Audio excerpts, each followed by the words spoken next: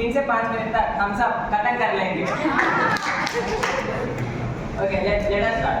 So today my topic is last topic in this unit, that is task runners. So let us discuss about what is task runners. So by listening to the name only, you can have some idea. Task runners. It is derived from two words. Task means you have already an idea. Task ఏదో ఒక పనిని ఒక task గా consider చేసుకోవచ్చు మనం. So అటువంటి task ని run చేయడం కోసం వాడేటే ఈ టాస్క్ రన్నర్స్. సింపుల్ టెక్నిక్ అయితే ఇలా చెప్పేసుకోవచ్చు మనం.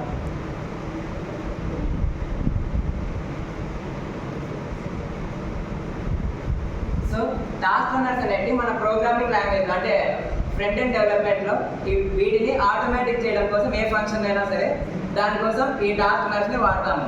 అంటే సపోజ్ ఇప్పుడు మనం ఒక ప్రోగ్రామింగ్ లాంగ్వేజ్ తీసుకోండి, అందులో ఒక టేబుల్ ప్రింట్ చేయాలా, మనం 2x1 = 2, 2x2 = 4 ఇలా 10 టైమ్స్ రాయలేం కదా. సో జస్ట్ ఒక ఫర్ లూప్ వాడేస్తాం, దాని అంతా అదే టాస్క్ అనేది రన్ అయిపోతుంది. సేమ్ అదే విధంగా ఈ ఫ్రంట్ ఎండ్లో కూడా ఏ టాస్క్ అయినా సరే మనం ప్రతి ఒక్కటి చిన్న చిన్న దాన్ని కూడా మనం చేయకోకుండా ఆటోమేటిక్గా టాస్క్ కంప్లీట్ చేయడం కోసం మనం ఈ టాస్క్ రన్నర్స్ అనేవి వాడతాము. సో టాస్క్ రన్నర్స్ వల్ల యూజ్ ఏంటంటే ఇప్పుడు మనం అంత పెద్ద వర్క్ని జస్ట్ ఒక సింపుల్ లైన్లో రాస్తున్నాము, ప్లస్ మనం కోడింగ్ కూడా ఎక్కువ చేయాల్సిన అవసరం లేదు. సో కాబట్టి మన టైం అనేది మిగులుతుంది, ప్లస్ స్పీడ్ కూడా ఇంక్రీజ్ అవుతుంది. అంతేకాకుండా మనం ప్రోగ్రామ్ చేసిన ఒక్కొక్క లైన్లో ఎక్కువ లైన్స్ వచ్చే కొద్దీ ప్రతి లైన్లో నీకు ఎర్రర్స్ వచ్చే ఛాన్స్ అనేది ఎక్కువ అయిపోతుంది. అదే ఆటోమేటిక్ ప్రాసెస్ చేస్తే కనుక నీ కోడ్లో కూడా ఎర్రర్స్ వచ్చే ఛాన్స్ అనేది చాలా తగ్గిపోతుంది కదా. సో మెయిన్గా మనం టైంని తగ్గించడం కోసం ఇంకా ఎర్రర్స్ని తగ్గించడం కోసం ఈ టాస్క్ రన్నర్స్ని వాడతాం. సో ఇంకా మీకు సింపుల్ చెప్పాలంటే ఇప్పుడు మనం ఒక టాస్క్ కన్సిడర్ చేసుకోండి, washing the cloth. So washing the cloth అనేది ఒక టాస్క్ కన్సిడర్ చేసుకుంటాం. సపోజ్ మనకి ఈవెంట్స్ జరిగినాయి, అభ్యర్థి జరిగింది, ఇంకా ఫేర్వెల్స్ జరిగినాయి, అప్పుడు అందరూ ఒక్కొక్కరు ఒక్కొక్క కలర్ డ్రెస్ వేసుకున్నారు. సో తర్వాత మరుసటి రోజు ఒక్కసారి చూసుకోండి, ఏది ఇన్ని పిండుగా ఇప్పుడు నేను అనిపిస్తుంది. అంటే ప్రాసెస్ అంతా ఉంటుంది, ప్రతి బట్ట పిండి ఒకే విధంగానే ఉంటుంది. చూసేమో అసలు మనకి చేయబుద్ధి కాదు, హార్డ్ వర్క్ అనిపిస్తుంది, ఏది చేయలేము. సో అందుకోసం మన హ్యూమన్స్ ఏం చేశారు, ఒక వాషింగ్ మిషన్ అనేది కనుక్కున్నారు.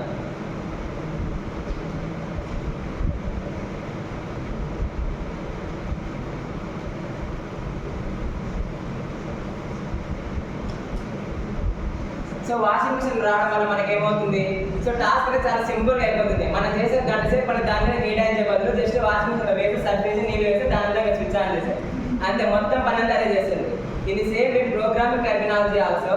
ఏదైనా ఒక టాస్క్ మనం అదే పని కూర్చొని చేసుకోకుండా జస్ట్ ఆటోమేటిక్ ప్రాసెస్ కోసం ఈ టాస్క్ రన్నర్స్ని వాడుతున్నాము. So what is task runners do? అక్కడ వాషింగ్ మిషన్ వచ్చేసి క్లాత్ని వాష్ చేసింది. ఇక్కడ టాస్క్ రన్నర్స్ మరి ఏం చేస్తుంది, ఎటువంటి టాస్క్ ఆటోమేట్ చేస్తుంది? సో దాని గురించి డిస్కస్ చేసుకుందాం. So first compiling SAS files into CSS. ఈ SAS ఫైల్స్ అనేవి ఇది కూడా CSS టైప్లోనే ఒక డిజైనింగ్ ఫైల్స్ అనమాట. సో దీంట్లో మన కోడ్ కానీ ఇంకా సింపుల్గా చేసుకోవచ్చు, కానీ దాన్ని మనం డైరెక్ట్గా కంప్యూటర్లో ఎగ్జిక్యూట్ చేయలేము. అందుకోసం SAS ఫైల్ని CSS ఫైల్లో కన్వర్ట్ చేసుకోవాలి. ఇప్పుడు సపోజ్ 1000 ఫైల్స్ ఉన్నాయి అనుకుంటారు, అలాంటివి ప్రతిసారి సింగిల్గా ఒక్కొక్క ఫైల్ కన్వర్ట్ చేసుకుంటుంటారు కదా. సో ఈ టాస్క్ రన్నర్స్కి అప్లై ఇచ్చేసినామంటే అది ఆటోమేటిక్గా అన్ని ఫైల్స్ ఒకేసారి కన్వర్ట్ చేస్తుంది అనమాట. సో ఇది one of the uses. And next minifying of JS and CSS files. ఇప్పుడు నేను ఒక ప్రాజెక్ట్ పెద్ద చేశాను, దాంట్లో ఒక 10,000 లైన్స్ 20,000 లైన్స్ కెన్నెల్లో వచ్చాయి. సో అన్ని లైన్స్ మనం చదవడం కోసమైనా చాలా ఇబ్బంది పడతాం కదా. సో కంప్యూటర్ కూడా అలానే ఫీల్ అయిపోతుంది. సో మనకి టాస్క్ ఇచ్చినామంటే జస్ట్ ఈ 10,000 20,000 లైన్స్ జస్ట్ 3 or 4 లైన్స్లో కంప్రెస్ చేస్తుంది. కంప్రెస్ చేసి కోడ్ని సింప్లిఫై అనేది ఏం చేయదు. అంటే జస్ట్ 3-4 లైన్స్ హార్జెంటల్గా మొత్తం కోడ్ అంతా హార్జెంటల్ వచ్చేస్తుంది అనమాట. అంటే మనకి అది చదవడానికి అస్సలు కంఫర్ట్గా ఉండదు. కానీ మనకి కోడ్తో మనకేం అవసరం, కంప్యూటర్ టాస్క్ రన్ చేసిందా లేదా. సో ఆ 3-4 లైన్స్ కోడ్తోనే మొత్తం ప్రోగ్రామ్ అనేది రన్ అవుతుంది. సపోజ్ ఇది మన ఎగ్జాంపుల్ చూడాలంటే గూగుల్ది చూసుకోవచ్చు. గూగుల్ది ఫ్రంట్ పేజ్ చాలా సింపుల్ ఉంటుంది కదా. సో దాని కనుక బ్యాక్గ్రౌండ్ మాత్రం చాలా ఎక్కువ ప్రోగ్రామ్ ఉంటుంది, కానీ అది మాత్రం జస్ట్ చాలా కంప్రెస్డ్ వెర్షన్లో కోడ్ అనేది మనకు కనపడుతుంది, దాన్ని మనం ఎక్స్పెక్ట్ చేసినా కూడా. సో అది కూడా ఒక టాస్క్ అనేది ఎగ్జిక్యూట్ చేసి కోడ్ అనేది సింప్లిఫై చేసుకుంటుంది అనమాట. సో ఇది కూడా one of the use. Next concatenation of files. ఇప్పుడు మనం ఒక HTML ఫైల్లో ఒక 10 JavaScript ఫైల్స్ లేదంటే CSS ఫైల్స్ JavaScript మిక్సింగ్ అన్ని వేసినాము. సో 10 అంటే మనం ప్రతిసారి లేకోకుండా దీనికి అప్పగించినాం అనుకోండి, ఆ 10 ఫైల్స్ ఒకే దాంట్లో కన్కాటినేట్ చేస్తుంది అనమాట. సో ఇది కూడా one of the task automation process. And fourth one is లింటింగ్. లింటింగ్ అంటే ఏంటంటే ఇప్పుడు మనం మొత్తం ఒక ప్రోగ్రామింగ్ లాంగ్వేజ్ ఉంది కదా, అంటే ఒక ప్రోగ్రామ్ రాసాము, దాంట్లో ఎర్రర్స్ని అంటే జస్ట్ ప్రోగ్రామింగ్ ఎర్రర్స్ కావచ్చు, స్టైలిషింగ్ ఎర్రర్స్ కావచ్చు. ఇక్కడ స్టైలిషింగ్ ఎర్రర్స్ అంటే జస్ట్ మనం సిఎస్ఎస్ అనుకో, జనరల్ సిఎస్ఎస్ ప్రోగ్రామింగ్ లాంగ్వేజ్ కాదు కాబట్టి ఒక స్క్రిప్టింగ్ లాంగ్వేజ్. సో దాంట్లో ఏమైనా స్టైల్కి సంబంధించిన ఎర్రర్స్ ఏమన్నా ఉన్నా సరే అదంతా కూడా ఈ ఎడిటింగ్ అనే ప్రాసెస్ ద్వారా ఈ టాస్క్ రన్నర్ చేస్తుంది. సో ఇప్పుడైతే నేను టాస్క్ అనేది చెప్పాను.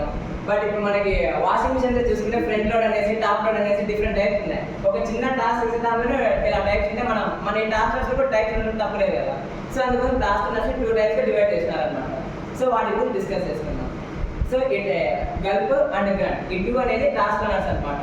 సో ఇది ఇందాక చెప్పిన 4 ఉన్నాయి కదా, ఈ 4 కాదు ఇంకా కొన్ని టాస్క్ అనేవి కూడా ఉన్నాయి. ఏమంటే ఆ 4 అనేది మెయిన్ అనమాట. సో ఆ 4ని కూడా కొన్ని గల్ప్ అనేది చేస్తుంది, కొన్ని గ్రాండ్ అనేది చేస్తుంది. జస్ట్ టాస్క్ అనేది మాత్రం డివైడ్ చేస్తుంది అనమాట. సో మన గల్ప్ ఏం చేస్తుంది, గ్రాండ్ ఏం చేస్తుందో చూద్దాం. సో గల్ప్ అనేది ఇందాక చెప్పాను కదా, Java script files, CSS files అన్నింటిని మెర్జ్ చేస్తుంది అనేసి. సో ఈ గల్ప్ అనేది ఆ ప్రాసెస్ లో చేసింది. ఏదైతే జావా స్క్రిప్ట్ ఫైల్స్ ఉన్నాయో, సిఎస్ఎస్ ఫైల్స్ ఉన్నాయో అవన్నీ ఒకే ఫైల్ లో కలిపేసి నీకు అంటే అవుట్పుట్ లో ఏం ఎర్రర్ థ్రో చేయకుండా యాస్టీస్ వచ్చేటట్లు చేస్తుంది అనమాట.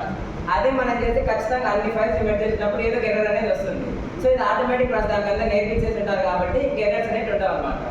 అండ్ నెక్స్ట్ గ్రంట్ అనేది కూడా ఒక ఆటోమేటిక్ టాస్క్ ఉందండి, అంటే సెకండ్ టైప్ అనుకోవచ్చు. ఇందాక చెప్పినారు ఒక టాస్క్ అంటే మిగతా 3 టాస్క్ ఉన్నాయి కదా, ఏదో లింకింగ్ అనేది కూడా ఇదే చేస్తుంది.